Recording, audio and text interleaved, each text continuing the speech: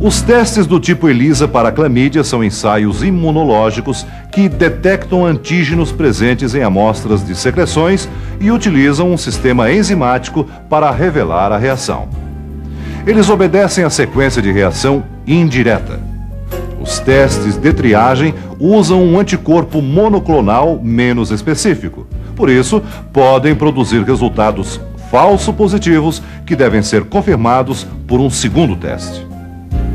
A opção para o diagnóstico confirmatório da clamídia através de testes do tipo ELISA é a realização de um outro ensaio indireto que utiliza anticorpo de bloqueio, também conhecido como Blocking Test. O seu manual contém os fundamentos de cada um desses princípios. Para a execução de testes ELISA, você precisa de pipetas automáticas e outros equipamentos como lavadoras, incubadoras e espectrofotômetro para a leitura. Esses testes exigem que você observe alguns cuidados gerais independente do fabricante. Você deverá conferir os componentes materiais e reagentes, não só os fornecidos pelo fabricante, mas também outros que serão necessários para a realização dos testes antes de iniciá-los. Deve ainda deixar os reagentes e insumos atingirem a temperatura ambiente antes de iniciar a reação. Nunca é demais lembrar que a temperatura ambiente no laboratório deve estar sempre entre 20 e 26 graus Celsius. Leia as instruções do conjunto antes de iniciar a reação. É fundamental que você leia atentamente como preparar todas as soluções cada vez que for iniciar um ensaio imunoenzimático, pois são frequentes modificações de um lote para outro. Além disso, faça sempre um protocolo de trabalho para registro das amostras e seus resultados. Não use reagentes com prazo de validade vencido ou que apresentem turvação, precipitação ou coloração alterada, mesmo dentro do prazo de validade. No preparo dos reagentes, utilize exatamente os volumes indicados, sem fazer qualquer alteração para economizar tempo ou reagentes. Você não pode misturar controles, conjugados, pérolas ou placas de diferentes lotes e ou fabricantes. A extração da amostra para a clamídia exige agitação vigorosa em agitador de tubos pelo tempo determinado pelo fabricante. Jamais faça a agitação da amostra e dos controles manualmente. Evite reações cruzadas em seu teste. Para não misturar reagentes nem amostras, reforçamos que todo cuidado é pouco na pipetagem e também nos ciclos de lavagem. O substrato e o cromógeno não podem ser expostos à luz para não ocorrer fotodecomposição.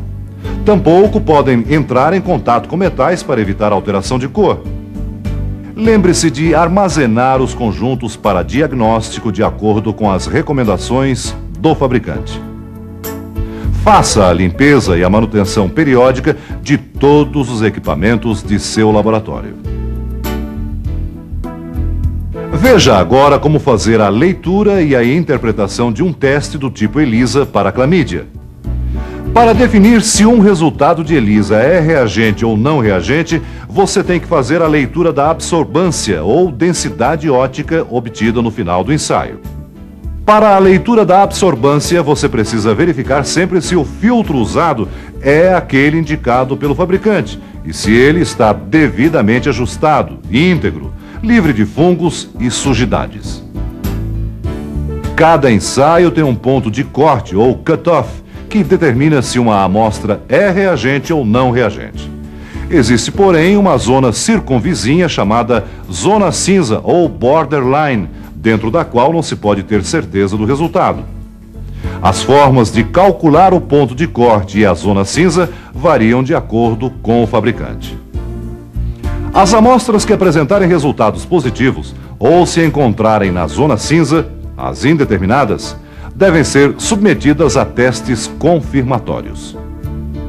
E como fazer o diagnóstico confirmatório quando o ELISA de triagem for reagente ou indeterminado? O teste confirmatório pode ser um outro ELISA indireto chamado de reação de bloqueio ou blocking test, que é realizado em paralelo com a repetição do ensaio de triagem. Para isso, utilize a mesma amostra extraída para o primeiro teste. Você terá um resultado definitivo através da comparação dos valores de densidade óptica obtidos nos 2 ensaios. A amostra será positiva para a clamídia quando a densidade óptica obtida no ELISA de bloqueio for pelo menos 50% menor do que os valores obtidos no outro ELISA. Caso contrário, a amostra será negativa.